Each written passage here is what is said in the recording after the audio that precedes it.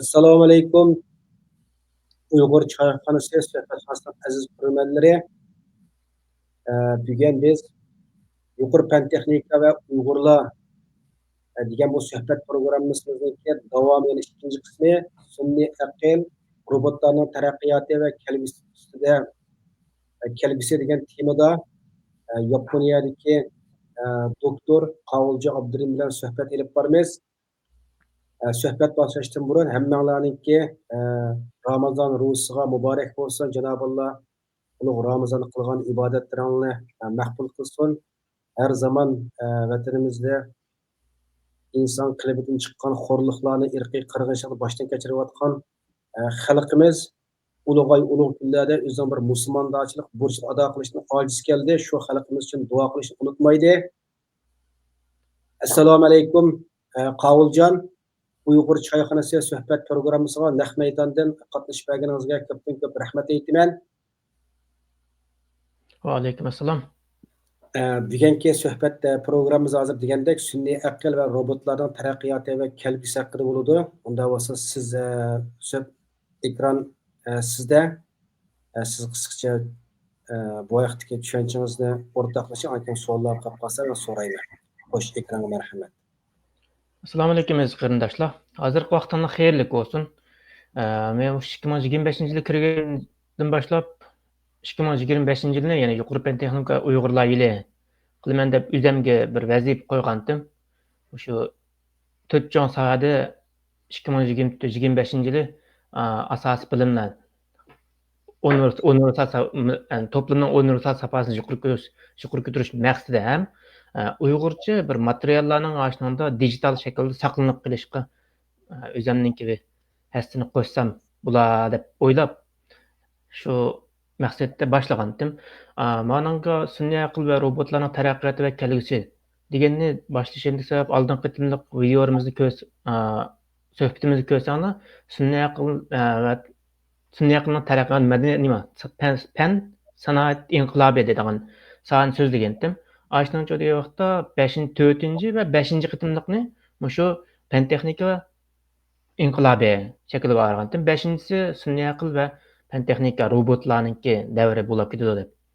Shuni endi bu qitimcha degan vaqtda sun'iy aqllarningki, ya'ni robotlarningki boshlanishi, taraqqiyoti va kelgusi qanday bo'ldi degandek. Mushlarda bir azroq tushuncha berib o'tishni to'g'ri topdim. Agar xatolik bo'lsa, har zaman xatolikni ko'rsatib turishinglarni chin ko'nglimdan umid qilaman. Boshlaylamsa, endi bu sun'iy aql haqida so'zlagandan bu sun'iy aql degan nima degan bir narsada deb to'g'ri keldi. Endi qisqa zaharnan til bo'yicha aytgan vaqtimizda sun'iy aql, ya'ni kompyuterlarning insonga o'xshash o'ylanish, o'rganish, masalalarni hal qilishni biz sun'iy aql deb qaraymiz deb o'ylasak bo'ldi. Endi buning degan vaqtda buning boshlanishi shu 1940-yillarda shu Alan Turing degan odam bor. Alan Turing degan odam. Bu odam degan vaqtda 1940-yillar atrofida kompyuterlar odamga o'xshash o'yinni olamdigandi deb bir savol qo'yish orqali shu sohaga yurib ketgandan keyin. Uning keyin degan vaqtda 1956-yilga kelganda shu Dartmouth konferensiya degan bir konferens bor. Osh konferensda tunji qitim shu sun'iy aql degan atalg'u rasmiy paydo bo'ldi. Endi shu buni masalan Rockefeller jamiyat fondi bu deganlar hozir o'tkazgan konferens yig'ini bu. Bu yig'in bek uzoq o'tkazilgan. Shu chunki bu yangi bir sanoat inqilobininki portlashi. Masalan, birinchi qitimliq portlab bo'ldi, oxirlashdi. Ikkinchi qitimliq boshlanib bo'ldi, oxirlashdi. Uchinchi qitimliq kirdigan vaqtda, ya'ni shu kompyuter texnikasi, sun'iy aql texnikasi kirgan vaqtda aşağıda bir xeyli uzun davomlashgan yig'inchi bu. Nimishqa degan vaqtda keyin qitimliq ya'ni deymiz. Keyin qitimliq dunyoning xo'jasi bilgan vaqtda bu Aşağıda uzun vaqtdan keyin hozirgi Amerika kompyuter sohasi va sun'iy aql sohasida endi 5 yillab kelyapti-ku. Endi oxirgi yillarda kelgan vaqtda 2015dan keyin kelgan vaqtda degan vaqtda biroz chekinishlar bo'ldi desakmi bo'ldi, ammo u qadar emas degan. Shu bu odam shu Alan Turing degan adam o'zininki o'sha Turing test, anikini aşıdan yasagan kompyuter, mashinadan jo'da Turing mashina, Turing test deb atagancha o vaqtda. Uni faqat ismi bilan aşı mashinani qo'shib qo'ygan. Uninkin jo'da 56-yilga kelgan vaqtda rasmiy buningga ism qo'yildi. Sunniy aql degan kalima atalgan deganda barliq keldi. Endi bu sunniy aqlninki barliq kelishi davri, ya'ni robotlarninki sunniy aqllarning barliq kelishi tunji davr degan vaqtda 50-yildan 80-yilgacha deb qarasak, ya'ni tug'ilish balaliq mezgili desak bo'ladi endi. Tug'ilish va balaliq zaman vaqti shu 50-yildan 80-yilgacha. Yani bu yillarda degan vaqtda masalan dangliq shaxmat shoyini yangigan bir shaxmat o'ynaydigan bir robot yasaldi. Bu shu vaqtda dangliq shaxmat podshoyini, ya'ni chempionni bu robot yengib oldi degan gap. Uning keyingi degan vaqtda buning mablag' serishlar biroz ko'paydi, ammo buning yanida shu neural network deyiladi. Taraq qildi. Bu 70-yilga kelgan chog' deganda buningga bu qasddan qildimi yoki ma'lum sabablardan bo'ldi, men bu toza uqib bo'lmadim, mablag' kemayib buningga taraqqiyotni bir xil to'sqandek ahvol bo'ldi-ku bu, ya'ni o'sha AI'ninki, sen sunniy aqlninki, neurotorniki degandek. Nimish degan vaqtda 1940-yili shu bir robotni yasab, 50-yillar uningga test sinab qilish orqali shaxmat robotni yasab shaxmat podshoyini yangi ashunda bir bosqich kelgan vaqtda bu 70-yilga kelgandan keyin bir xil shippi to'xtab qolgandek holat bo'ldi bu. Shu vaqtdan buni ko'rsatgan vaqtda shunga soldigan mablag'lar kamchilik bo'lgan, mablag' yetishmaylik sababidan deb oladi ekan ba'zan. Uning keyincha uning erishib shu 66-yillar tunji ikkinchi qadamda nima Ilza degan bir robot maydonga keldi. Bu degan vaqtda bu 70-yilga taraqqi qilib 70-yilga keyin to'ngiltib qo'yilgancha bu Ilza degan mashina. Hozircha degan vaqtda yaqindagi xabar qarsam buni qayta qo'zg'atdi deb, qayta qo'zg'atdi degan gap, ashning shirkati, ana shirkati. Ash robotni yana qayta maydonga chiqdi deydi-ku. Buni muvaqqat nima to'ngiltib qo'ydi, endi nima ishga chiqdi deganlarni balkim hozir vaqt kelgan bo'lishi mumkin degan o'ylagan bo'lishi mumkin endi. Uning keyingi joyda shu IBM shirkatininki bayatdan qiliq shaxmatni yengib olgancha, shu IBM shirkatining Deep Blue degan kompyuter mashinalardan sunniy aql deymiz. Bular maydonga keldi. Uning keyingi joyda 80-yildan 2000-yilgacha vaqtda degan joyda shu ya'ni sunniy aqlninki qayta bir jonlanish, qayta bir gullanish davri deb qarasak, u 70-yilda bir to'xtab qoldi. Endi 80-ga kelgan joyda 80dan 2010gacha, ya'ni 30 yil. Bu oraliqda bir gullanish maydonga keldi. Buning uchun vaqtda har xil robotlar yasalgan. Masalan, doktorxonalarda diagnoz qo'ya oladigan, uning keyin IBM'ninki Deep Blue deb qo'yadi. 97-yilda texnikada ilg'orlashgan nusxalar yasaldi degan gapda buningki. 2000-yilga kelgan joyda vaqtda yana mashina o'rganishlarga kirib ketdi degan gap. Mashina o'rganish, mana mashinalarni yana bayat degani hozir shuni taraqqi shu rasmlarni farqlantirish, masalan, odamning o'zini farqlantirish degandek narsalarning hammasiga degan joyda vaqtda shu mashina o'rganishni, anikin deep learning degandek, ya'ni ishlatamizda endi. Endi bularning asosligi shu nimasi belgisi nima bo'lib qoldi degan vaqtda shu meditsinada mutaxassislarga yordamchi bo'lib diagnoz qo'ya oladigan sunniy aqllar barliq keldi. Uning keyingi vaqtda IBM'ninki Deep Blue barliq keldi. Uning keyingi mashina o'rganish deganlar taraqqi qildi. Mushlar asosligi shu taraqqi 80-yildan 2010-yilga bo'lganda gullanish davrininki asosliq belgilari bo'lib qoldi endi. Uning keyingi vaqtda zo'r büyüyüş davri deb 2010-yildan hozirgacha. Bu vaqt nimalar barliq keldi yoqda shu mashina o'rganishning texnikada cho'nqurlagan holatda ana deep learning deb cho'nqur o'rganish deb tarjima qildi bizningki. Uning keyin AlexNet degan surat tunish nimalari, uning keyin Google'ninkini bilasizlar, translatorlar bor, uning keyin OpenAI'ninki ChatGPT barliq keldi degan. 2010dan hozirgacha. Uning keyin yoqda shu Almanınki Siri barliq keldi. Almanınki yangi bir nusxasi 2020 bu yaqinda bir mazağa silib to'xtatib oldi-chi uni Almanınkini. Alma assistent mu, endi ism bor, ismini unutib qoldim. To'xtab oldi chunki u Yevropalar odatdalik bir tarix dunyoda bir gap bor, Amerika yasaydi, Xitoy kopiya qiladi, ko'chirdi, uning Yevropa standart qo'ydi deb. Şoma Apple'niki alma şirketniki bir nima yasagancha, shu sun'iy aqldan bir yasagandan keyin bu cho'da yo'qda, ama Yevropaga taqilib qoldi. Yevropaga kirolmay qoldi. Shuning bilan o Yevropaga kirganki to'xtalib. Rost deganda azroqliq xatoliklar chiqqancha uningda. Amaliy ma degan gap bilan haqiqiy materiallarni seyishtirgan vaqtda xatolik barliq ko'rilgancha xil jiq qitim. Shuning bilan bu alma şirketini qaytarib oldi-chu, uni bozorga setib bo'lgan narsani. Kechirim so'rab qaytarib oldi degan. Balkim uni qayta shu texnik yaxshilab bozorga selish mumkin degan-da. Uniki mashina Tesla'nikini bilasiz. Tesla'niki nima Xitoyniki BYD degan. BYDmi? BYD bu. Mashinaniki.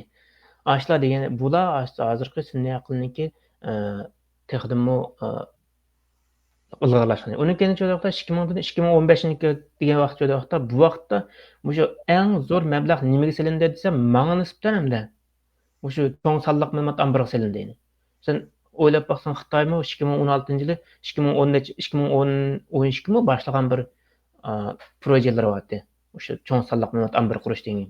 Sen ash Tongshin shirkatimi, Alibaba shirkatimi, aning keyin boshqa şirketler, başka media şirketler ulaşla. Onun da sırt şu Xitoy hükümeti bununla 100 milyard mablag' saldı bu. Muşu maxsus cho'ng sonliq ma'lumot ombir qurish uchun degan.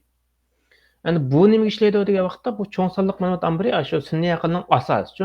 Bu bo'lmay turib, ya'ni sun'iy aqlni taraqqiy qildirolmaysiz degan. Meta shirkatining bir nimasi bordi boshliqi hozirgi. Nima deydi degan vaqtda biz mush insoniyat barliq kelib hozir kerak bo'lgan datalarning sonliq ma'lumotni hammani ishlatib bo'ldik deydi. Endi qanday qilishimiz kerak degan vaqtda, endi biz yangi bir data sonliq ma'lumot yozishimiz kerak degan bir nimani o'tirib qo'ydi. Shu OpenAI'ningki bir nimasidan Sammo ismi. Ikisi ziyorat qilgan bir vaqtida ashuna da'vat edi. Demak, bu misol eng sun'iy aqlning eng taraqqi qildirgan shirkatlarga qarasaqmi, bizdan eng oddiysi Google şirketi, onunki Meta şirketi deyildi. Bular nima ish taraqqi qildi? Chunki ularda sonliq ma'lumot ombir bor degan gapda. Mush Facebook'lar ishlatayotgan shu bizning yozgan uchurlarimiz, bizning yo'llagan rasmlarimiz, ashuna hammasi ashlarning saqlandi, ashlarning sonliq ma'lumot ombirida saqlandi degan gap. Endi buni saqlash bermayman desangiz, tushiga vaqtingizda Facebook'ning tushiga vaqtingizda qo'shiladigan bir yo'q, agree deb qo'ysiz, nima ko'rmaylik qilayotimiz hozir. Aşağıda bor degan gapda, ashuna saqlanib qilish, qo'shilamsa, uni qilamsa, buni qilamsa degan narsalar. Yani onu nima açmayman deb açamayman. Mesela uning Google degan joy, Google'ga kirgizgan har bir so'zliklarimiz retlab mangib degan gapda, o'xshash bir sonliq ma'lumotlar qurildi degan gap.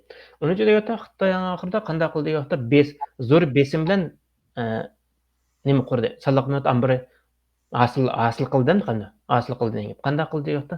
Hamma kamera o'rnatib, ashunday kamera orqali resim nimalarni, ovozlarni hammani oldi degan gapda. Bu aql shu joyda biz Uyg'urlarga nisbatan bu kamera bekitishdan sırt maxsus tutib ekirib, hammani resim o'chirib, o'ng so'l quloq hammasini tushirib degandek. Bularni tafsiliy cho'ng sonliq ma'lumot ombir quroldi degan gap. 2016-yilda Xitoyning eng cho'ng sonliq ma'lumot ombiri ishga kirishtirildi. Uning keyin 2015dan 2024 kelishini bilasizlar, ChatGPT, uning keyin cho'ng til buluqi deydigan, cho'ng hajmli til buluqi degan, large language model degan. Ular barliq keldi. Uning keyin joyda shu birinchi Google'ning translator qilgan bo'lsa, hozir rasmlardan xatlarni elish, rasmlarni tunish, rasmlar orqali rasmlarni kirgizgandan keyin rasmga asosan bir tasvirlab berish degandek taraqqi qildi. Uning keyin joyda Open ChatGPT chiqdi. Uning keyin Bard nimaningki Google'ning chiqqandi.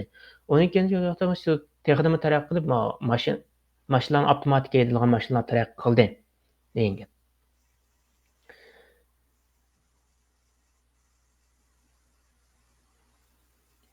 Endi buning joyda vaqtda bizga eng yaqin munosabati bo'lgan qaysi degan vaqtda bizningki yaqin munosabati Xitoy bo'ldi degan gap. Chunki bizning dushmanimiz Xitoy. Biz kimga qarab özümüzni güçlendirimiz, kim qarab özümüzni texadımı mükemmelleştirimiz, takamollaştırimiz degan gapda. Yani Xitoy qarab mükemmelleştirimiz, takamollaştırimiz degan gap. Nimishqa? Chunki bizning maqsadimiz ashuni qarashtirish degan gap. Uni qarashtirgandan keyin ash qanday ketib bordi, biz nada qilyapmiz deganlarni ikkisi selishtirib turib, uning keyin hujum qilgan vaqtda uning keyin o'zimizni qo'g'day olamiz. Hech bo'lmasa mushlik qila olamiz degan gap. Agar eshib ketsak desa biz hujum qila olamiz degan gapda. Kamchiliklardan topa olamiz degan gap. Shuni endi bu sohada endi Xitoyningki mablag' solayotgan shirkatlar degan vaqtda davlatdan boshqa, hukumatdan boshqa shu Beidu shirkati bor. Beidu shirkati yaqinda bir cho'ng bir nima qurildi, sun'iy aql markazi qurildi, tadqiqot markazi. Uning keyin Tencent bor, Tencent, Tongshin demdi Xitoycha. Ashimi o'zininki eng cho'ng sonliq ma'lumot omburini qurdi va uningdan cho'g'da o'xshash qilib cho'ng sun'iy aql tadqiqot markazini qurdi-ku bular. U boshqa shirkatlar cho'g'da bu Xitoydagi 7 cho'ng shirkat birlashibchi, ya'ni eng cho'ng tadqiqot markazidan birini qurdi. Ya'ni sun'iy aql deganda mayda qilyapti-da uningki. U ichkirilib kirib ketdi buningda. Bu sun'iy aql to'g'riliq qurilgan shirkatlar 2014-yili va 2024-yili 1,5 million eshib ketdi Xitoyda. 1,5 million eshib ketgan gap sun'iy aqlni tadqiqot obyekti qilgan shirkat va tadqiqot o'rinlari va tashkilotlar. Ashdan yig'ib o'xshash bo'lmagan nimalarni qo'yib sun'iy aql desak biz nima qildik, buniki tadqiqot obyektlari har sohani olib ochdi 1500. O'sha sun'iy aql degan narsani tadqiq qiladiganlar narsalar. Ya'ni bu sun'iy aql degan cho'ngda jiqnashga kirmasmi? O'sha mental jiqib bersak, yuqori pen texnika mablag' solgan qurilgan maqsad qilib qurilgan shirkatlar 1,5 million eshib ketdi degan. 2024 gapi ma bu 1 yilda. Bizning ya'ni bu 2024-da eng az bo'lgan bir tashkilot qurildi deymisin bagash. Ya'ni bu biz uchun xil cho'ng g'alaba endi. Qurilib ketmadi. Endi men oldi qayta mashina so'zlagan vaqtimda bizning hozirgi qurilgan nimalar 250 tashkilot bor ekan. Ammo 2024 bir tashkilot qo'shilibdi, 250 bir bo'libdi. Xitoylik shirkat meni qurash chiqarib qo'ysam qaqshab jiqvosi yaxshi emasmi? Nima bo'libdi deb.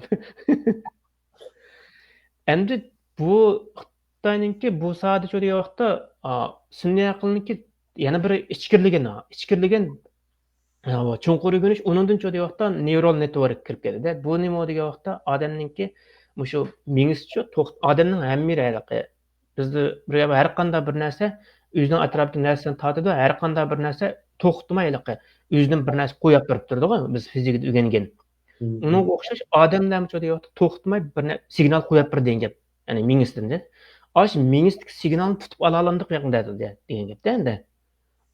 Masalan, ko'rishingizningki boshqa bir signal. Siz xushal bo'lgan vaqtda boshqa bir signal taqtidi. Siz qayg'urgan vaqtda boshqa bir signal taqtidi. Siz bir nimani o'rganayotgan vaqtingizda boshqa bir signal taqtidi. Birini esda tutib degan vaqtingizda boshqa bir signal taqtidi degan gap. Agar mushularni biz tep bila olsangiz degan vaqtda sizning esda tutish qobiliyatingizni nolga tushirib degan gap. Yo'qlayib degan gap.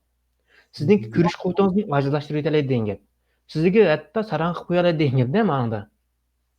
Uni qilamiz qilalamdi bo'ldi hozir ashadiki avval siz odamlar qayg'urganda xo'shal bo'lgan bir narsani ko'rganda yoki biroz tafakkur qilgan vaqtida mingimiz o'xshamagan chastotalik to'lqinimizga o'xshash olmagan nima taqdi signallarni ashni ko'proq qilib qolsa signallarni hammani xuddi deymiz biz vatandagi vaqtimizda Arknasiya radiosining signallari Xitoylar to'sab g'aj qilib anglamaydi-ku hamda mushtarak keldi hozir kallangiz kelgan narsa xuddi har xil to'lqinlarni mingini qaytirgan chiqargan to'lqinlarni egizmas qilib qilib qolsa shu ming ishlamay qolgan gapda o'sha yerda mushtarak tushasa to'g'rimi shu burun masalan Gitlerning armiyasiga degan vaqtda bir xil odamni bo'ysundirgan qarashda nimasiga boshliqqa shaksiz bo'ysundirgan odamni keltiradigan bir hormonlik dori beradi-ku. Gitlerning zaman Gitler ashunda qilgan degan gap. Uning keyin Gitler emas, Xitoylar mayda qilgan degan gap. Yeygan tamig'iga to'xtovsiz ashni qo'shib degan gapda. U qo'shgandan keyin joyda yo'qda u sizninkiligi o'zingizning egisiga yana qo'mondon uchun qarshi turish ideyangiz yo'qaydi degan gap. butunlay qul bo'lsa degan gap. Ya'ni bizningki Uyg'ur tarixida bir narsa bor, manqurt qilish degan gap. Bir mazgil o'tgandan keyin egis nim desa shuni qiladi degan gap. Aşağıda keldir. Endi buni cho'da yoqda hozirgi yuqori texnika cho'da yoqda ma'lum bir xil shu signal taxt orqali cho'da yoqda to'xtavsiz taqtib tur degan gap. Buni orqali cho'da yoqda nimasini masalan eng oddiysi bizningki vatandagi vaqtlarda bilasizlar shu har bulung har to'rt ko'chaga birdan nima qo'ygan-ku, yangratib qo'yib o'tgan degan gap. To'xtavsiz qarab turdi degan gap bu. Xitoyning tashviqot qilgan U tashviqotlar maqsad emas u uningda. Anda qo'yib bergandan keyin yoqda kichik bolalarningki bek ta'sir qildi. Estish qobiliyati yaxshi yetilmay qoladi uning keyin degandek. Ashno joyda yoqda masalan oxirida bor yana rasmni barsak. Mandro? Ma'ni qarasak-chi buni. Qaranglar, to'xtavsiz signal taqib turdi bizning mingimizdan cho'q to'xtab. Masalan, hozir joyda yoqda buningki bu bir nashr chiqib bo'lgancha buningki masalan sizningki oldingizda bir robot bo'lsa sizni ko'rib turibchi sizga hukm qila oladi sizda shu hujum qilay deb o'ylayotganingizni bilib bo'ldi degan gap. Nima ishqa yoqda hujum qilay deb o'ylangan vaqtingizda badanazdagi qonning eqishi surat tuzilishidi-chu. Qarashda robot hujum qilmaslikni sizning hujum qilish niyatingiz bo'lmasa normal bo'ldi. Agar hujum qilish o'ylagan vaqtingizda qon aylanishingizning tizilishi va boshqa narsalarni signal taqish orqali robot oldingizdagi mashinada ashni ko'rib turadi, ashni o'zi xatarlik bo'lgan zaman sizni hujum qilishdan burun sizni yo'qlay degan.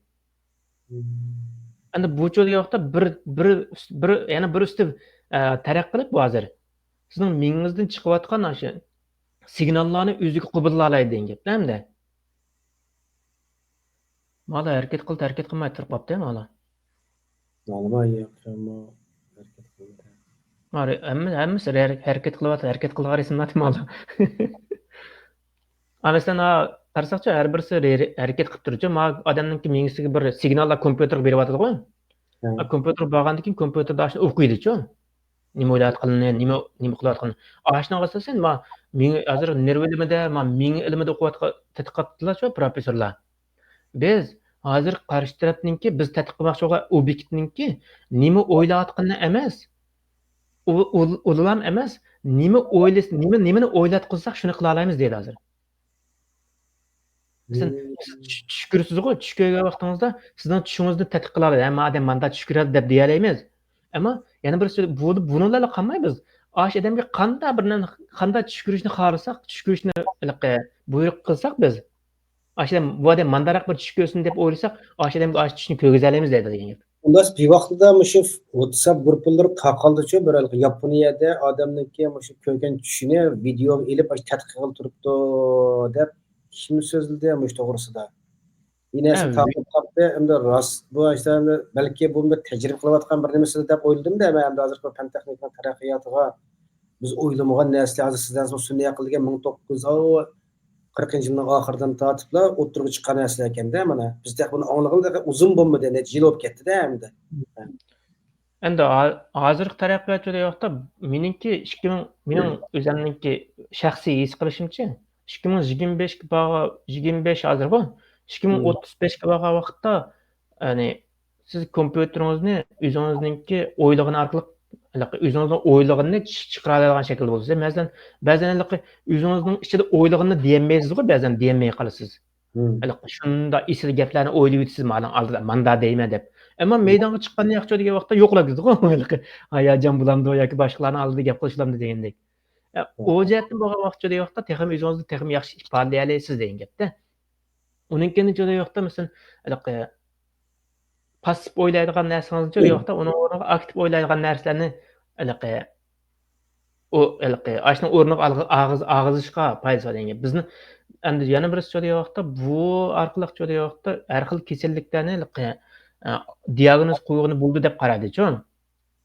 Masalan, sizningki bir xil sinonim hela bo'ldi. Ma'lum bir odam bir xil rak bo'lib qoldi deydi, masalan.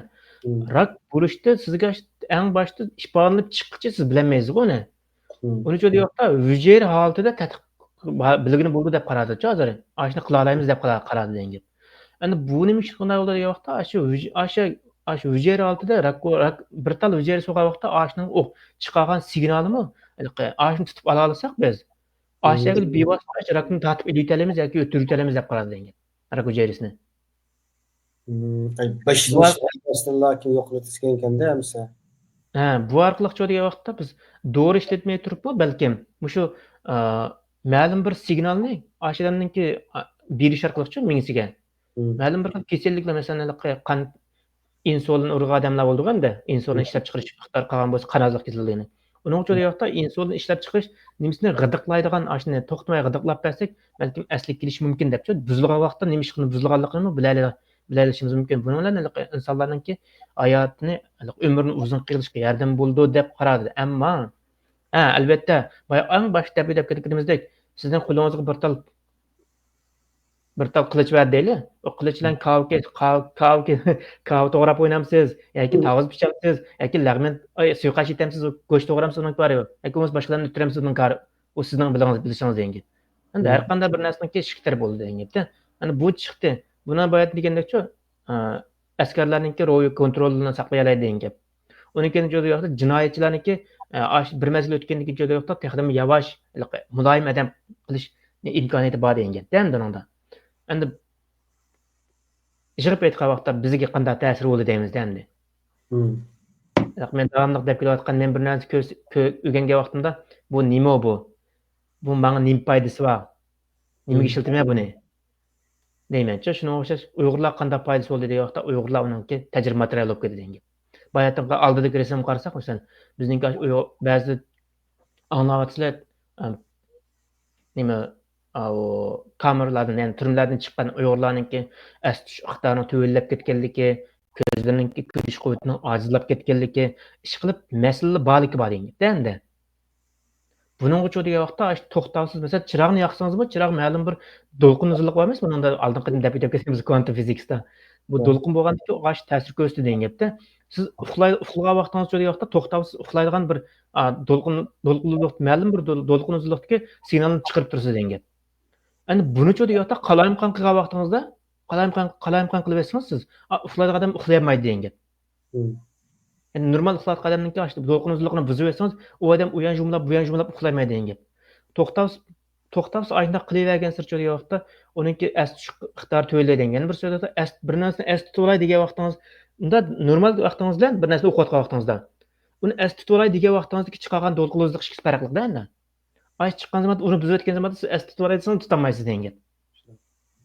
Shuni asti chiqarib Albatta qilqima yemekliklarning ma'lum hormonlarni ishlatib shunga askarlarga berish orqali qo'mondonga mutlaq bo'ysunadigan shakldadimi urushlar qo'llanib ekanligingiz emasmi? Masalan, sun'iy aql taraqqiyotlari bir necha yil bo'lib ketdi, dunyoda buning keskin raqobatlashib ketdi. Ammo Xitoy virus tarqalgan vaqtda biz vatanda hatto Xitoyda ocharchilik kelib chiqdi. Bu Xitoyning sun'iy ocharchilikni paydo qilish orqali shu mezgillarda xalqlarning yeydigan yemekliklarni kontrol qilib ichadigan suv hamma narsalarnikini oshnodimmi bir g'oyat zo'r bir uchur ombiri qurib oladi bir narsalarnikini. Hatto shu vaqtlarda taqilgan videolar qaraganda xalqlarniki o'birnilarni ayrim yasab har bir Uyg'urning odamlar chiqqan cho'ng kichik taraflarni ayrim qilgan videolar taqildi shu mezgillarda. Ya'ni buni men tajribaxonada biz jiq tadqiqlamizda bunday bir narsalarnikini. Kirib shu chog'larda bu Xitoylar bioximiyalik bir narsa sinab qilyapti deb shu vaqtda bir narsalarni anziroq yozdim. Hatto biz tajribaxonada shu chog'da biz hasharotlarni, ziyonli hasharot va foydali hasharot deb shu ikki hasharotlar haqida tadqiqot qilib g'oyat zo'r o'sha quchuran bir qurayotgan mezgillarimizcha u mezgil bu 2016-17-yilda Gollandiyada. Hani keyin ziyonli hasharot va Sharq Turkistonliklar deb shu biz tajribaxonada shu ziyonli hasharotlar, foydali hasharotlarni yig'ish to'plash jarayoni tajriba asosan qisqacha bir video chiqarib qo'ygan. U mezgillarda o sun'iy aql nimasiga dunyodan qilib ilinib ketmaydi-da. Shunda o'g'ani Xitoy endi shu korona Xitoy virus zamonida hamda qo'shinni yaratdi desak bo'ldi ekanda, hozir qamasdan gapingizni qaragan vaqtida hamda birinchidan ayat Uyg'urlar qana bioximiyalik bir narsani tadqiq qilishdan teng, hatto Uyg'urlar dedik-ku, yemek-ichmakdan cho'ng charatga qadar ayrim kontrol qilish, oshnodimmi sun'iy aqlning yana bir nimasida bir nima tadqiqot elib bordi, Onu bilemeymiz. Lekin kelgüsüde qanday yana xatarlik ahvollar kelib chiqadi. Şunun qarab anakan uni musani o'qadimlar diagnoz qo'yalaydi bu narsaga. Bu haqida unda o'zingizning tushuncha qanday siz bu sunday aql jihatda jiqroq qilib ko'p izinibsiz. Osh Xitoylarning shu mezgilda Uyg'urlarga shu nuqtadan foydalanib qilayotgan nimalar bormi sizcha? Menimcha bor. Ya'ni meningcha o'zimning shug'ullanayotgan nimasi shu cho'ng sonliq ma'lumot ombori qurish. Nima bo'lgandikan u Xitoy endi siz bo'lsangiz shunday qilasizda qarshi taraf dushmaningizniki qanchalik cho'ng, qanchalik ko'p uchurlarga ega bo'lsangiz, shunchaki hujum qilish fursatingiz ko'p bo'ladi sizniki. Nega hujum qilishni bilalaysizda. Uniki neni qanday buzish, neni qanday taraqqiy qildirishlarni bilalaysiz degan gapda. Endi birinchi qatim aniq bo'lgandan keyin ikkinchi qatim mash shekil yana bir so'zga vaqtda buni endi irqiy qirg'inchilik dedik emasmi? Endi shu irqiy qirg'inchilik bo'lgandan keyin u holatda butunlay emas, asta-asta o'zligidan o'lgandekchi. Ashuna qilish holatida uning keyin yo'qsa sizningki masalan deyli sizningki tekshirib oldi deyli endi. Tekshirgandagi joyda vaqtda sizda qanday kasalliklarningki qo'zg'alish ehtimolligi bor yo'qligini, qanday kasalliklar yoshirin holatda saqlanib saqlanayotganligini, ashuni qanday tetiklash endi qanday bir aktivlashtirsa, qanday holatda yuz berganligini deganni buni bilish uchun deyapti, bayatingda narsalarga ehtiyojliqda endi. Masalan, salomatlik tekshirgan vaqtingizda tashqari ishingiz yerib tekshirganda tekshiradi, hammangizni elib degandek. Endi bularcha deyapti, sizningki bundan keyin qo'zg'alish ehtimolligi bo'lgan kasalligingizni ashuni qarta bilgani bo'ldi-ku endi. Buni sohada tadqiq qilayotganlar texnik yaxshi bo'ldi endi. Endi meningki shaxsiy ko'z qarashim o'ziningki cho'ng sonliq ma'lumot omborini texnik mukammallashtirish degan gap. Ya'ni texnik qancha ko'p sonliq ma'lumotni egallasa, uning nisbatan shunchaki faoliyat ko'taradi degan gapda. Yani hozir dunyo nüfus eng ko'p ana Xitoydan bu Hindiston bo'lgandan keyin bu ikki davlatniki sun'iy aqlchilik taraqqiyoti qaysi oldidan kompyuter sohasi, IT sohasi Hindistonliklar dunyoning oldiga ularni ra'osimda. Dunyoning oldi deb ketolmayman. Ya'ni Numusdagi Hindistonniki xili jiq nurg'un masalan g'arb Yevropaga ishlayotgan qolib yomon jiqchimish IT sohasi. Chet elda sun'iy aqlda ishlayotganlar IT sohasida degandek Hindistonliklar biroz ko'p masalan bizning erkin apandim ishlayotgan yerdan bir Yevropadan Hindistonlikni jiga o'tirish mumkin degan gapda. Endi aşalatda eng yuqori tadqiqot o'rni bo'lganda, masalan Serum bor degandek Yevropada. Buningdan balkim Uyg'ur bormi yo'qmi bilmayman-da. Men hech anglab boqmadim. Balkim Hindistonliklar bor degan gap. Yani bu Hindistonliklar eng kuchli degan narsaga uning qarab bo'ylab turib qaraymiz. Masalan, u nega asosan eng kuchli u? Nimaga asosan eng ko'p IT sohasi kuchli deb qaraymiz-da. Chet elda ishlayotgan Hindistonliklar ko'p bo'lsa, buning eng kuchli ekan deb qaraymiz degan gap. Turibdi bu erishgan natijalari, erishgan taraqqiyotga qarata belgilasak, unda bo'lmasligi mumkin degan gapda endi. Yani mening da'vat qilaman, men nüfus jihatdan dedi-ku, dunyo eng cho'ng nüfusi, cho'ng bir davlatlar. Bunun Xitoy millatlar ko'p. Hammasida mustamlikasi olgan 50 necha millat bor. Hindistonda qancha millat borki bilmayman-ku. Hindistonda nurg'un millat bor, Xitoydan chiqqan millatlarniki. 100 necha millat bor. Yig'gan ISO data ombrida big data nimasi Hindistonning texnik Xitoyga qaraganda ko'p manbalik, ko'p jihatlarda ortiqchilik bormikan deymanda hamda. Menimcha shu Hindiston hamda chunki 1 2 3 4 odat ketib bordi emasmi? Yani odatda 4-bek ovoz chiqarmaydi-ku. Birinchidan ikkinchi urushgan zamonlar uning keyin mag'lub bo'lgan zamonlar uning keyin maydonga tushadi-ku. Hindistonning endi mening o'ylaganimda yushurib ketib bordi-ku, hech kimning ko'zguchilik qilib qolmaydi-ku. Ama Xitoy tekildigan bilim bo'lmagandan keyin dunyoning diqqatini tortmoqlikda. Yana bir nima shunday desak, masalan, eng oddiysi Hindiston nimiz oldin qatim David ekandik, Bill Gates shu 5 yil ichida, 5 yil ichida 10 ming shu Hindistonlikni yana sun'iy aqlda professional degan maxsus xodim qilamiz debchi 10 ming odamni. Yana birisi Hindistonga cho'ng sonliq mamlakatdan birini qurishni planladi. Bill Gates degan. Endi Google shunda degan gap. Endi balkim ashunda narsalar qurilib, endi asta-asta ana ağanın o'rniga dastishga ashni qilyapti deb o'ylayman-ku. Chunki hozir manda saviya jihatdan qaragan vaqtda haqiqatan Xitoy oldiga o'tib ketganlik emas. Ba'zi sohalarda Amerikaning oldiga o'tib ketganlik degan gap. Bu rost shundami deganni biz faqat amaliy ahvolni ishongan olmagan ekan bularga. O yolg'onchi emasmi bular?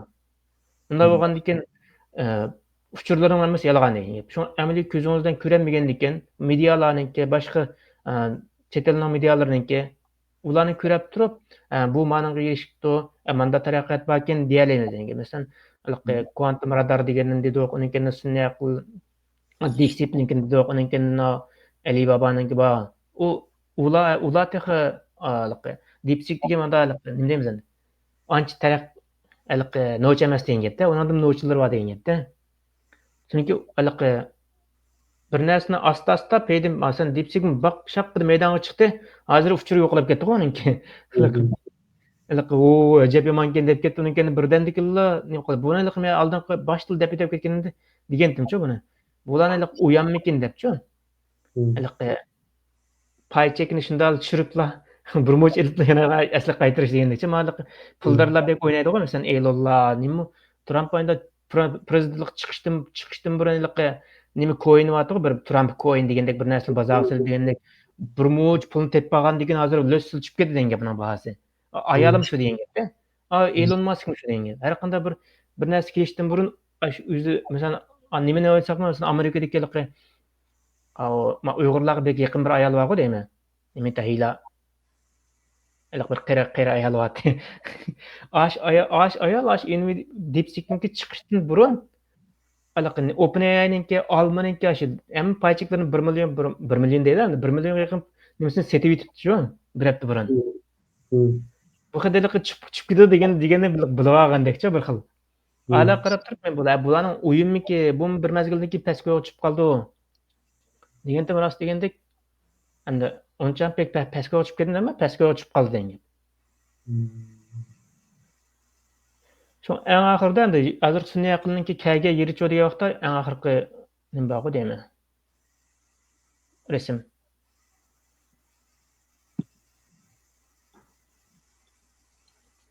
Mushi muammo hozirgi neurolog odamning nervisi ulabcha buni taraqqiy qildirish degan. Buni oldin qaytim Xitoyning bir neyron texnik shirkati degan bir shirkat bor ekan.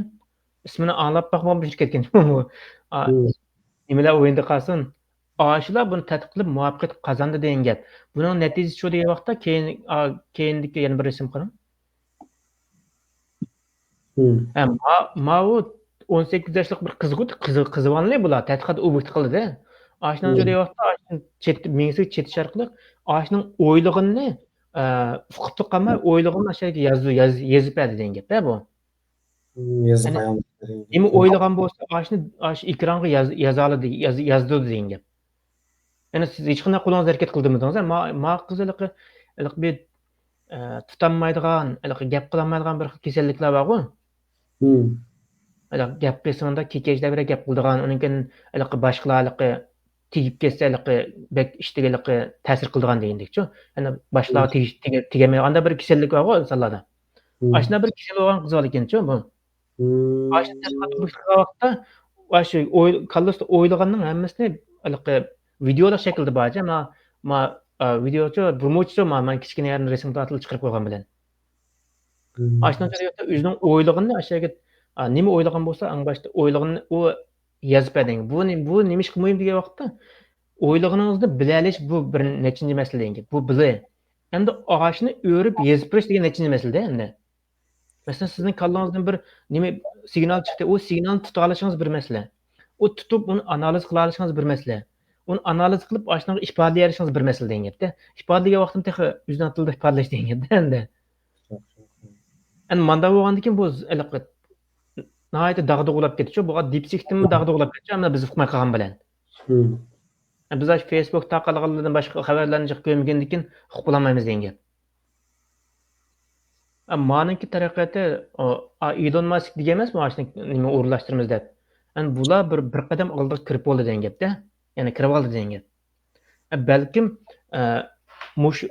bunda shirkatlar jiq bo'lgandikinchi, adam jiq bo'lgandikin, shirkat jiq bo'lgandikin, bular o'z oldiga bir ish qilsa qisimchilik. Eng oxirida bular birlashib turib cho'ng bir narsani barliq keltira oladi degan gapda. Masalan, urush mezgilida tankının bir yerini yasaydigan, o tümüçilik qilgan, bu mashina yasaydiganlar deganlik o'z oldiga qilayotgan bilan, ammo urush mezgilida deyotib birlashib keliblar, shirkatdan biri, cho'ng shirkatdan birini quriblar, bir tanklarni yasab chiqargan degan gap. Tez suratda. Amaliyotda boshqa vaqtda munosib ishlarni qilgandek qilgan bilan, ammo birlashtirgan vaqtda butun bir mukammal bir holat chiqadi degan gapda. Hozirgi saviyada degan vaqtda sun'iy aqlni nimaga bog'lash, o'zingizniki nerv sistemasiga bog'lash degan gapcha.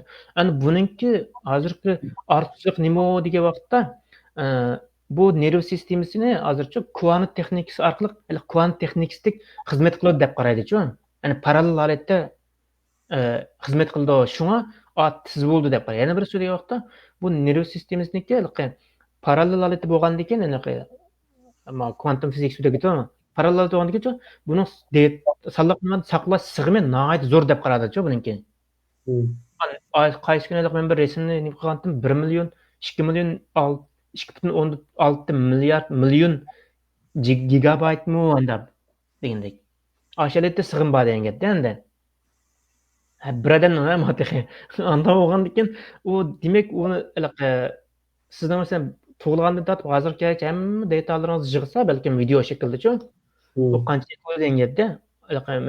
Biz bir vaqtda nima bo'lib ketdi-ku, Einsteinning kallasini manchi birsa ishlabdi, uncha birsa ishlamabdi degan bir gaplar chiqib ketdi-ku.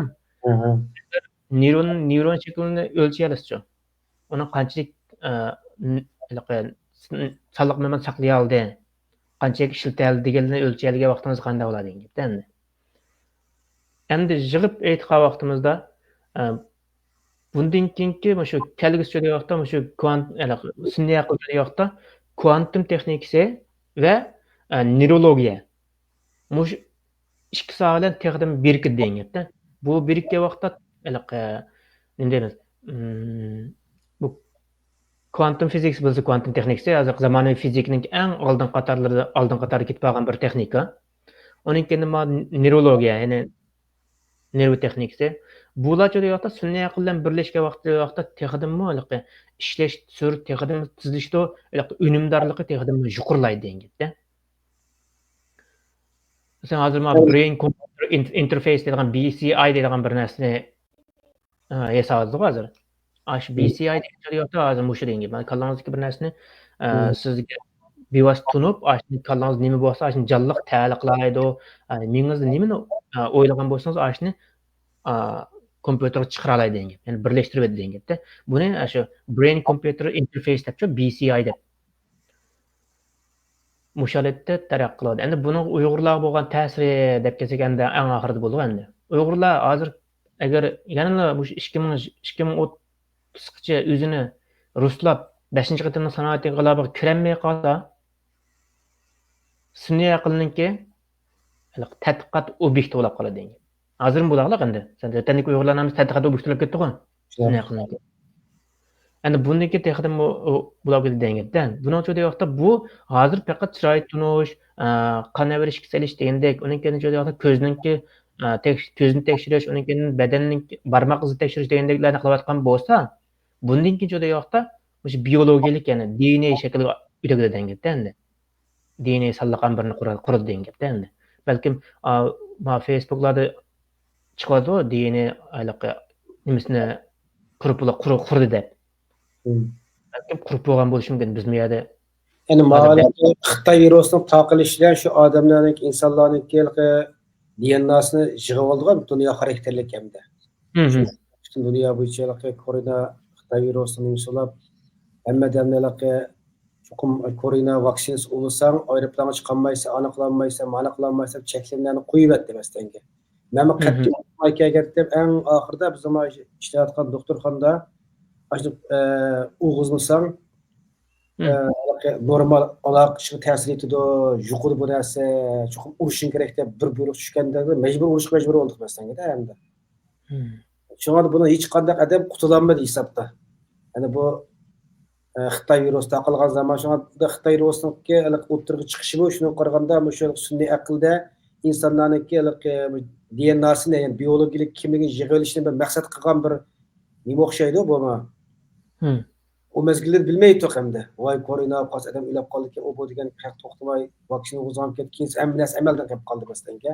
Degan kunda hech kim unas xiyolga kirishmaydi-da, korona degan bir narsa Xitoy virusi. Endi buning Uyg'urlar bo'lgan mumkin bo'lgan ta'sirlari deb, o'zimningki ko'z qarashlarini deb o'tsam endi. Bu Uyg'urlarning hozirgi vaziyatini ko'z tutgan vaqtimizda ijobiy salbiy ta'sirlar bo'ldi endi. Vatanlik Uyg'urlarga nisbatan bu texnik nazorat texniklik bostirish degandek-chi, nazorat qilish, uning siyosat yo'llari siyosat jihatda qo'yilayotgan har xil ta'sirlar degandek-chi, cheklashlar degandek. Uning keyinchi vaqtda DNAdan texnik bayatında DNA sağlıqlardan bir qurush degandek. Uning keyin nevrologiyalar birlashtirish orqali nervisini g'idiqlash, nervisini ojizlashtirish, estish miqdorini tuvalitish degandek. Başqa degan vaqtda shu hozir dedik mengi signallarini ta'liq qilaydi debchi. Buning uchun degan vaqtda shu hozirgi shu Xitoyning tarbiyalash lageri deb olgan kamplarga irqiy qilib qo'yayotgan. Ashning uchun degan vaqtda, ya'ni har xil psixikalik besimlarni berish orqali uningga chiqqandan keyin bu normal hayotni uzoq ba'zidir kuchlik madaniyat ma'naviyati kuchlik bo'lganlikcha degan vaqtda balkim chiqqandan keyin uzoq bir mezgildagi o'ngishib ketishi mumkin-chi. Ammo nima uchun degan vaqtda ma'naviyati kuchlik bo'lmaganlikcha degan vaqtda u o'ngishlanmaydi-chi oxiriga chiqqichi. Bu nimaga ta'sir qildi degan vaqtda uzilalik ketmaydi-chi bu. Masalan, mening davomli deb kelayotganimda sizning badaningizga bir tal pish chiqib olgan bo'lsa deylik, shu sizningki keyingi avlodingiz o'tadi-chi bu. Mening qarashimda bu oldin qitimliq bir maqolada shuni o'qidimchi, insonningki bir yerda yaralanib qolgan bir yarasimi keyingi avlodlarga DNA shaklda o'tadi debchi, shaklda. Endi agar mush haqiqatan rost bo'lsa, u psixologik holatda balli qilib qolsa-chi, u balladim qoladi degan gapda endi u. O uzun mezgillik o'ylagan vaqtimizda. Endi shu vaqtda shu qobiliyatingizni yo'qotdi-da, uning keyin vaqtda har xil masalan maxfiy uchurlarni sizga so'zlamay turib oladigan holat keldi degan gapda endi. Men bu salbiy taraflar. Ijobiy taraflar degan vaqtda masalan bu soha neurologiya sohasida, uning kohani texnikasida, sog'lomlik sohasida o'qiyotgan, mingni tadqiqotlar o'qiyotgan qarindoshlar bo'lsa degan vaqtda bular bilan birlashib turib biz texim yaxshi bo'lgan, ya'ni diagnoz qo'yish sun'iy aql mashina robotlarni hisob chiqara olamiz degan gapda endi. Uning keyin bizga hozir fursat bor. Endi fursat nima ish bor desa degan vaqtda bizda birinchi iqtisodimiz bor. Ya'ni hammamizdan o'zgarishlik. Endi bir to'planmagan yeri bor-da. To'plangan vaqtda kuch oladi degan. Bo'lmasa shu yerda yek holat shu birini yiqilsa birisi yiqiladi degan gap. To'plash holat shu yerda yiqib ketamiz degan gap. Endi ikkinchi vaqtda odam kuchimiz bor. Har soat o'qiyotgan qarindoshlarimiz bor, yo'q emas.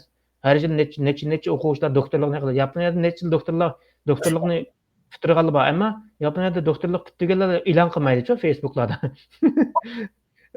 Doktorlikni qilib yetdik, unvon oldik degan. Chunki nima ish qiladigan vaqtda Yaponiyada doktorlar degandan kulmang degan gap. Nurg'un. E'lon qilmasin bu deyver degan gap. Masalan, mening doktorlikni hech kim uqmaydi degan gap. Bu bo'lganda. Yani u bir yana bir so'z yo'qda. Odam kuchimiz bor. Uchinchi so'z yo'qda bizning texnik kuchimizniki bir yerga ekilishninki sharoiti bor degan gap. Masalan, hozir hammamiz uyimizda turib xizmat qila olamizmi? Sizma daxilingizda diasporadik Uyg'urlargami yo vatanchilik Uyg'urlarga asos qilib deyapmiz? Vatanchiliklarga bizning kuchimiz yetmaydi. Shu diasporadik Uyg'urlar. Vatanchiliklarniki unda qilaman deb qilolmaydi, qiysimi 5idagi shirkatning shujasi Xitoy bo'ldi-ku. Başlap bo'g'ishi bilib bo'ladi, o narsani kerak nima maqsad qilganlar. Bo'lgandan ular o'zining kuchining yetishicha qilyapti. Endi bizning o'zimizning kuchining yetishi qilgan vaqtimizda eng oxirgi hal qilg'ish yoki vaqtda birlashtira olamiz degan. Chunki qo'lingizda bo'lsa bir narsangiz, Onun qo'lida bo'lsa, ikkalani birlashtiradi. Ikkalani qo'lida beshtin bo'lmasa, nimani birlashtirasizlar? Qo'lni birlashtir degan gap shu.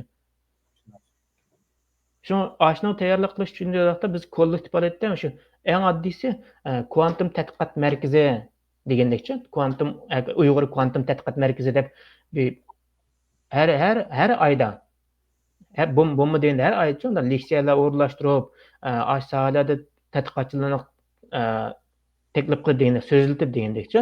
Undan keyin mening so'zlatganimning sababi nima degan vaqtda mushu hech bo'lmasa shu ichimizdan biri o'qiyotgan birisiga turibdi, muasaha yangi chiqibchimi, men oliy maktabni bitirib musaada bir o'qib qo'y deb bir Uyg'ur chiqib qolsa bo'ldi.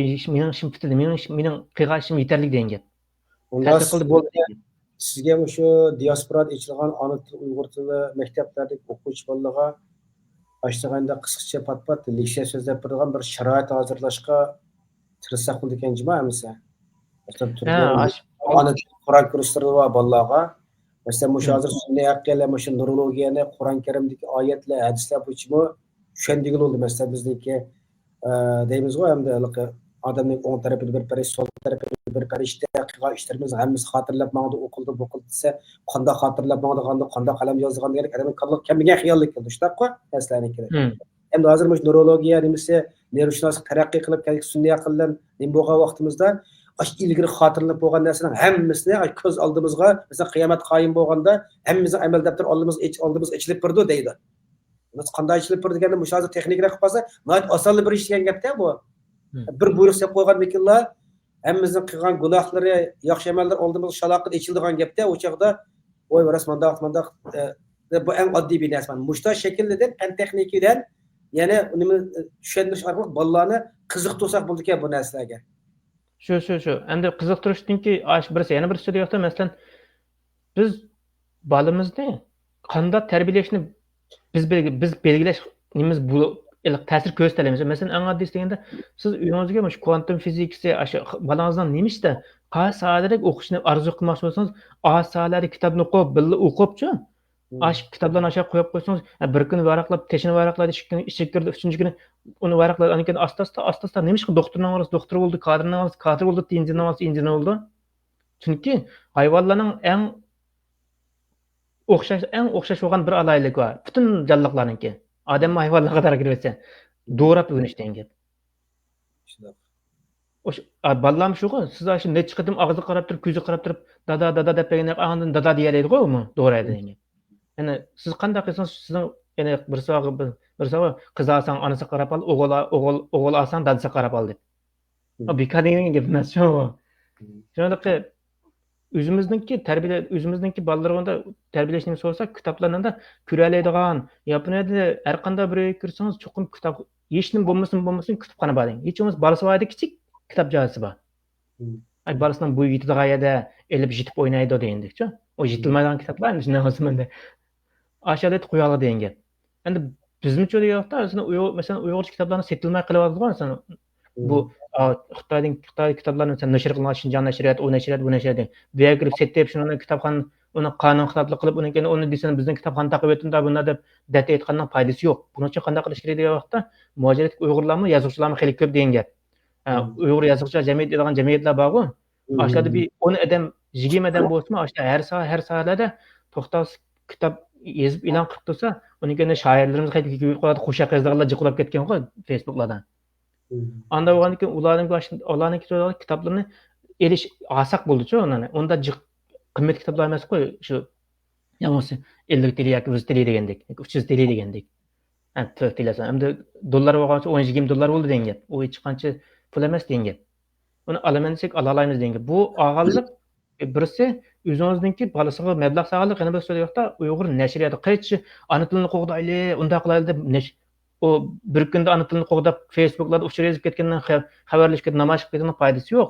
Amaliy ahvolga ozroq bo'lsin turibdi, mana bir kitob yozib ekan, bu Uyg'urcha kitob yozibdi-mi? Buni bir elib men hech bo'lmasa o'qimasammi bir elib ashning mablag' solib, balkim ash mablag'dan keyin qatim texim yaxshi kitoblarni yozib qilish mumkin.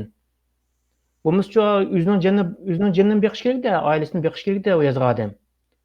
Unda bo'lgandan keyin hozir bizningki tashkilotlarningki bizning nima ish qilib oldiq surmaydi degan gap, ular xizmatdan sir tashkilotni ishlar qiladi degan gap. Chunki biz ularga berdik maoshimiz yo'q degan gap. Chunki qo'llayotgan tashkilotlarning gapini qilmasa shunga to'xtab qolgan. Shu biz tashkilotlarning asosan degan tashkilotlar bizning tashkilotlar emas degan gap. Ya'ni kim pul bersa shuning gapini qiladi-da. Biz bir tashkilotlarni mustaqil tashkilotlar pul berib, ashlarga maosh berib ishlatib baqdikmi? Uning keyin turibdilar, sen nima bizga ishlaymaysan? Bizning maoshimizni olyapti, biz maosh berayotgandan keyin sen boj to'layotgan davlatingizga sizga birinib qo'ysa, men boj to'layapman emasmi deysiz-ku? Anda bo'lgandan keyin bizning o'zimizning tashkilotlar bo'lsa, turibdilar, men sana oyda mancha pul beryapman, nima ish menga ishlaymaysan desa, shundan keyin Dolqinbekka o'xshash, sen menga sizga boj sizga biz butun Uyg'urlarga vakillik qilamiz deb qo'yib, siz bizga bedel pul to'ladingizmi? Yo'q desa, ama sizdan bunda so'rayapti, bizning yo'q yo'q deyalay degan gap andan. Shunaqa to'g'ri, misol Biz kim pul bersa shuning ishlaymiz, shuning gapini qilamiz degan gap bo'ldi endi bu. Shunga savol so'rab, ba'zi bir narsa qilsak javob bermaydi, jim turib oldi. Shartda Allah qolganda $5 to'ldingmi deydi yana birisiga. Sen qurultayning a'zosimi? Qurultayning a'zosi bo'lsan, savol so'rash haqqing yo'q deb ashadilar, to'sab qo'ygan gapda. Endi eng oxirida yig'ib aytgan vaqtimizda bu sun'iy aql to'g'riliq balkim bundan keyin tugish mumkin, balkim tafsiliy so'zlar chiqib qolishi mumkin endi. Mening eng oxirida deyganlarim endi 3 ishni qilishimiz kerak Uyg'urlarcha, 3 ishni.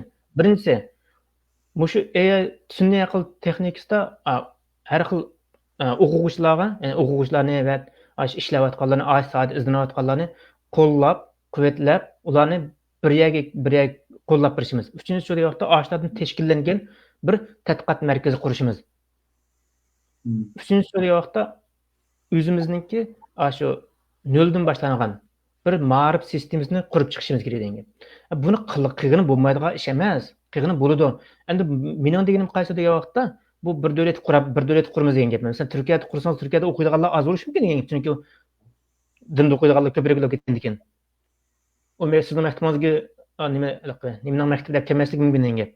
Unda bo'lgandan keyin qanday qilish kerak degan vaqtda bizda yetishgan professorlar yo'q emas, ular bizga advisorlik qildi, o'zining tajribalarini yakunlab, bizga yo'l ko'rsatsa, taklif fikrlari bas bo'ldi. Undan keyin yetishgan yoshlar cho'ri yoqda ulardan bir guruh tashkillanib, sistemli holda onlayn skol qilibchi, to'r maktab qilib.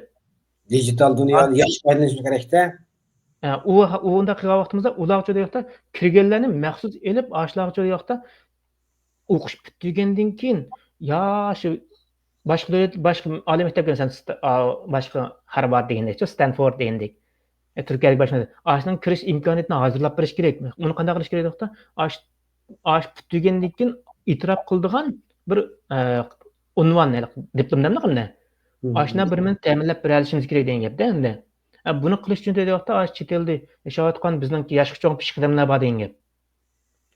Ashlardan tashkillangan bir guruh endi o'ylab ketgan oxirida ishni o'zimi g'ayrat qilib endi o'zining nimasidan o'zining ash davlat bo'lgan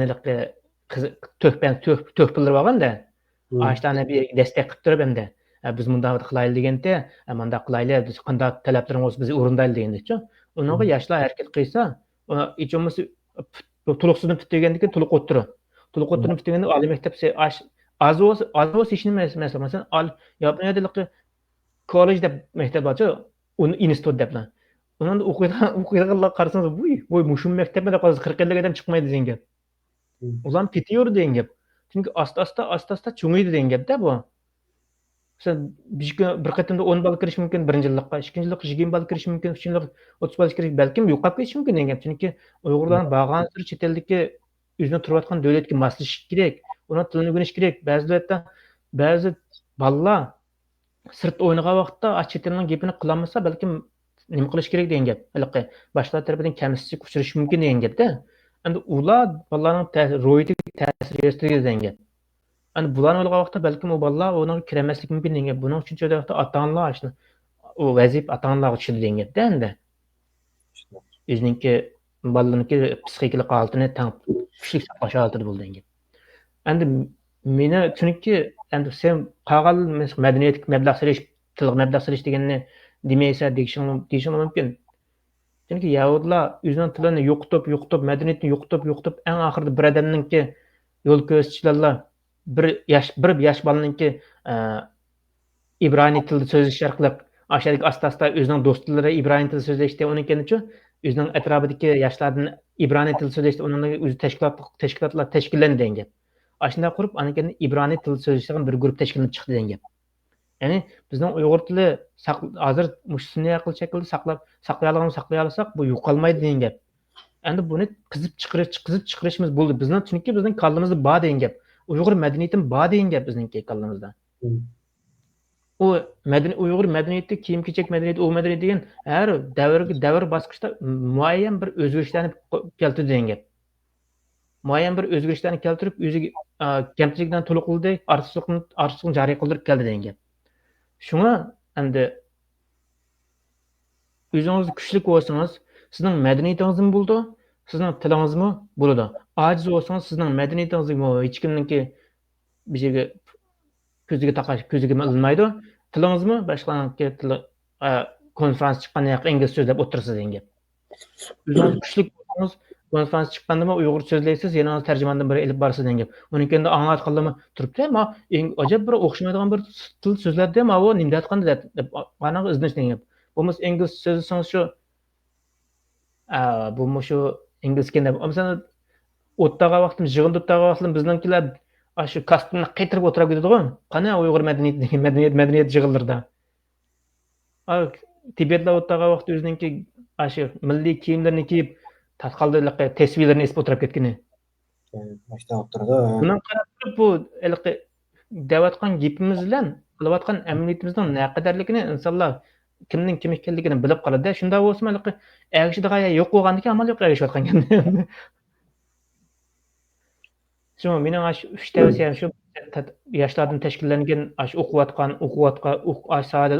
rag'batlantirish va ularni qo'llab-quvvatlash va ularni bo'lsa moddiy jihatdan ma'naviy jihatdan emas, bo'lsa ma'naviy moddiy jihatdan qo'llab qo'ygulik.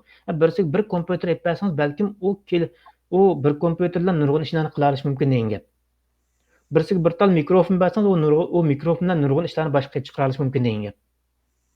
Birisining bir yillik o'qish pulini ko'tarib qo'ysangiz, u o'qish pulini topman deb ishlaganning o'rnida chirishib ishlab qolsa, keyin qadamda o'qish pulini mukofot ola olish mumkin degan gapda endi.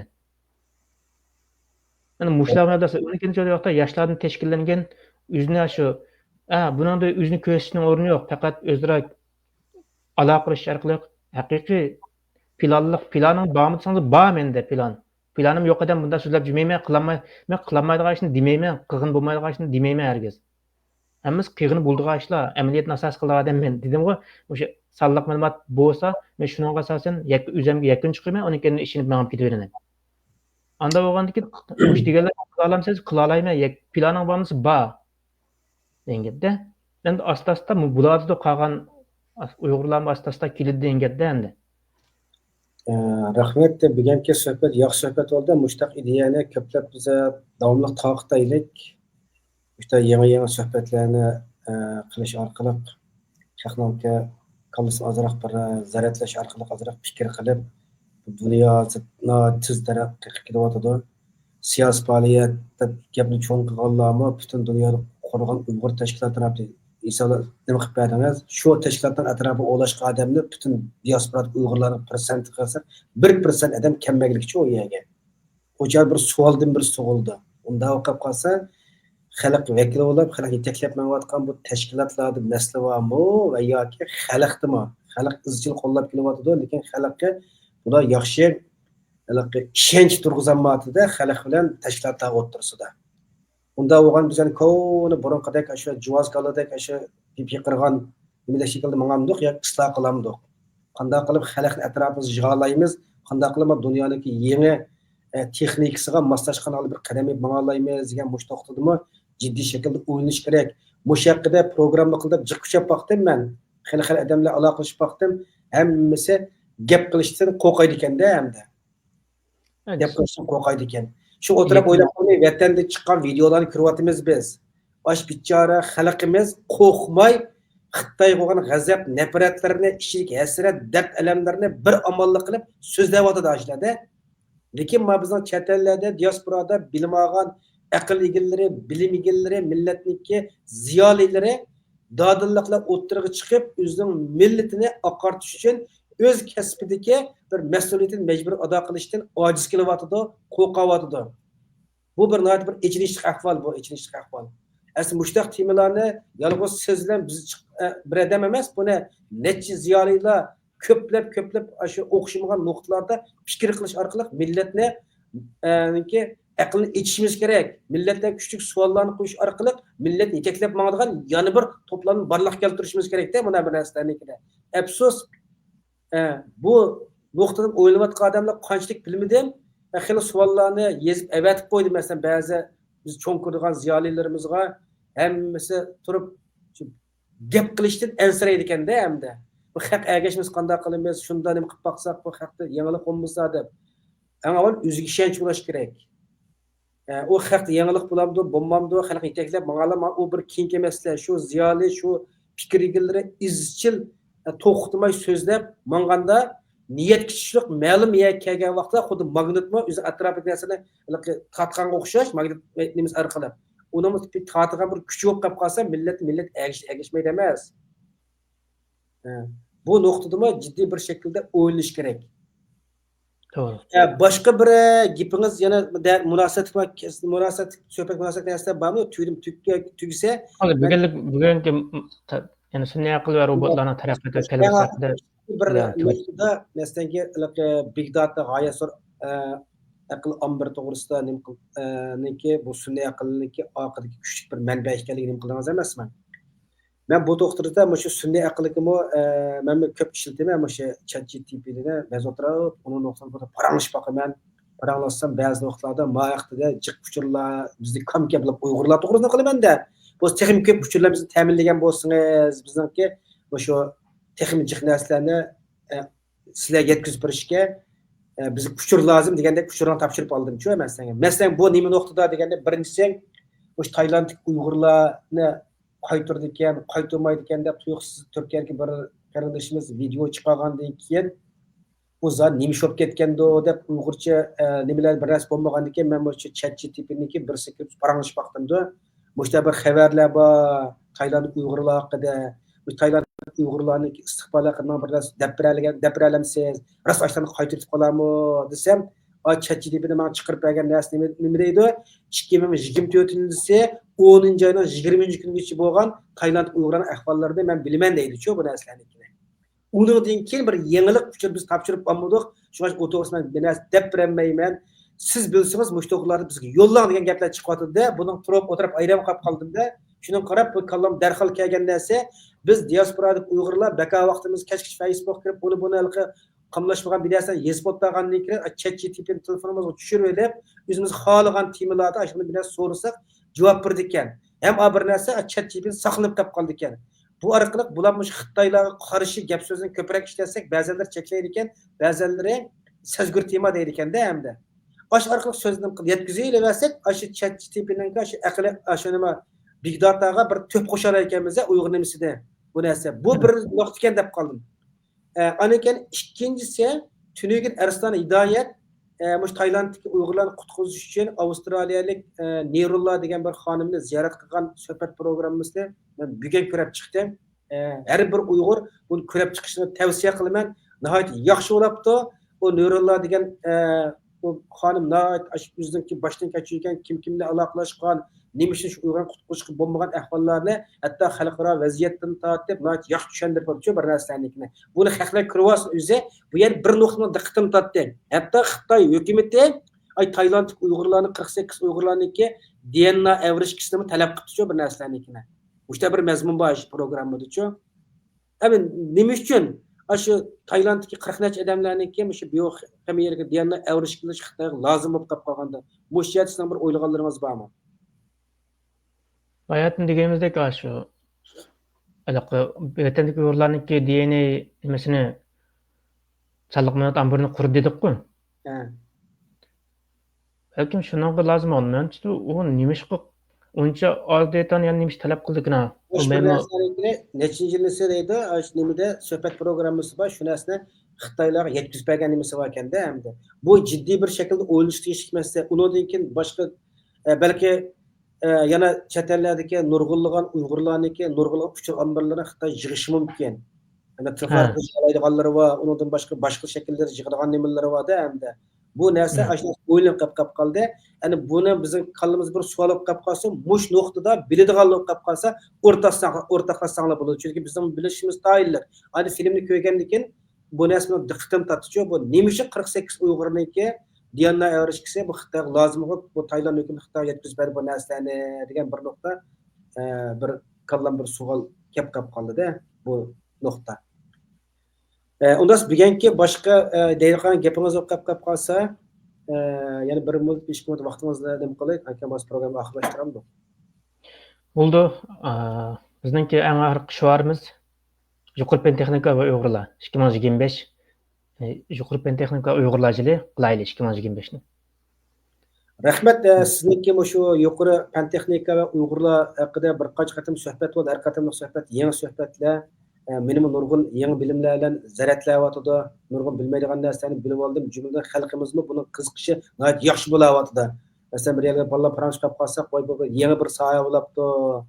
O'sha zamonaviy pen texnika Uyg'urlar nimasinikini mushtar suhbatlar jiqroq bo'lsa, yaxshi bo'lsa, texnik ko'p bo'lsa, o'qishmagan soni odamlar chiqib, mushu yuqori pen texnika Uyg'urlar haqida hozirgi dunyo qanday moslashib ma'namiz, mush to'g'risida jiqroq suhbat bo'lgan bo'lsa, kelsanglar deb xalqlar bizdan talab qilyapti. Afsus, buning bir yolg'iz bir qavuljan emas, ya'ni yuzlab, minglab qavuljanlarning chiqib xalqimizga mush jihatlarda o'zining o'qigan, bilganlarini o'rtaqlash orqali millatimiz teng dunyoniki yangi pen texnikalari bilan organik baq quradigan mana bir yangi bir yo'lni ochgan bo'lgan bo'lsa, shunga deb qo'ygan ekrandagi barliq qarindoshlar kimniki qaysi sohada bilim bo'lib qolib qolsa, shu bilimimizni millatga o'rtaqlashaylik. Bu digital dunyoda mana eng yaxshi biz Uyg'urlarniki bir-birimizga manfaat yetkazadigan, bir-birimizni ma'naviy jihatdan qo'llab, yangi bilimlar bilan kunlik uchurlar bilan bir ta'minlangan bir dunyo. Bu dunyoda Uyg'urlarning ruh dunyosini taraqqiy qildirish har bir Uyg'urniki, har bir bilim egalariniki millat oldidagi mas'uliyati ham majburiyati. Shuning uchun ekran har vaqt ochiq, o'qishmagan soni odamlari ekran marhamat qilinglar, o'zingizning o'qigan bilimlarni millatga taqdim qilinglar. Men bugungi suhbatni oxirlashtiraylik. Yana qolgan nimalar bo'lib qolsa, kelar oldimiz gaplarda yana bu haqda davomli suhbat deb boramiz. Qavuljon, sizga rahmat. Alloh rozi bo'lsin. Bilingizni ziyoda qilsin. Vatan millat uchun o'zingizni beg'irlash, o'zingizni beg'ishlash, o'zingiz o'rgangan bilimlar orqali bir beg'ishlash ro'yingiz menga ta'sir qildi. Shundaqla ekran nurg'un qarindoshlarga bu ro'yingiz ta'sir qilg'ili. Nurg'un yana yaxshi kuchlarni topshirib oldim. Shu bolalarning sizga salom bor. Biz bugungi programmamiz mushagich bo'lsin. Kelar qatimliq programmani ko'rishaylik. Hammangizga Allohga omonat. Bo'ldi, xo'sh, Allohga omonat.